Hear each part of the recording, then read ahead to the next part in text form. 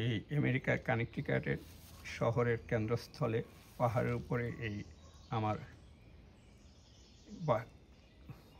বাসস্থান, that is আমার বাড়ি।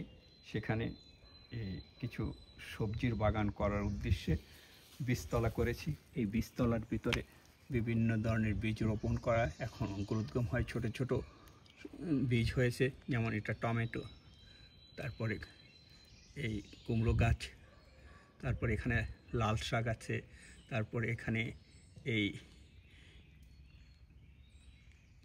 মরিচ, বেগুন,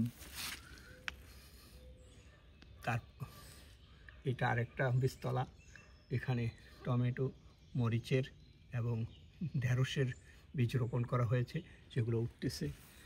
এখানে আরেকটা বীজতলা, এখানে রোপণ করা হয়েছে, একটি ঢেঁড়স গাছ উঠেছে। তা এখানে কুমড়ো গাছ উঠেছে এই বীজতলায়। ভবিষ্যতে এখান থেকে উঠে নিয়ে এখানে টমেটো, ঢেঁড়স, বেগুন, এই কুমড়ো,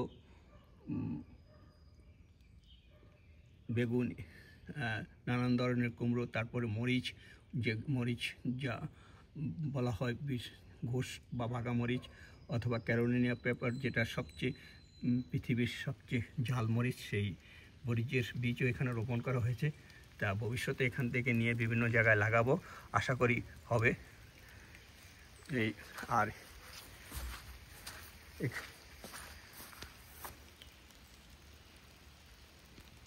এই বীজতলা, তাই আর এখানে এই লাউ, এটাও একটা বীজতলা।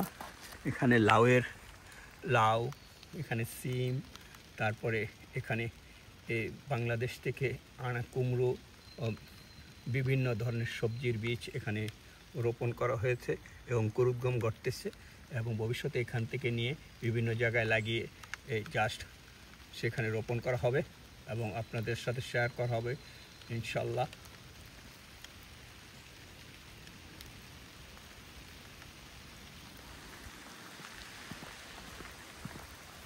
এখন বৃষ্টি হচ্ছে, এই যে বৃষ্টি দেখছেন, বৃষ্টি হচ্ছে। বৃষ্টির জন্য হয়তো ফসলের জন্য ভালোই হবে, সবজি ভালো হবে আশা করি। এখানেই আমার বীজতলা দেখিয়ে শেষ করছি। ভবিষ্যতে আরও আপনাদের সাথে শেয়ার করা হবে।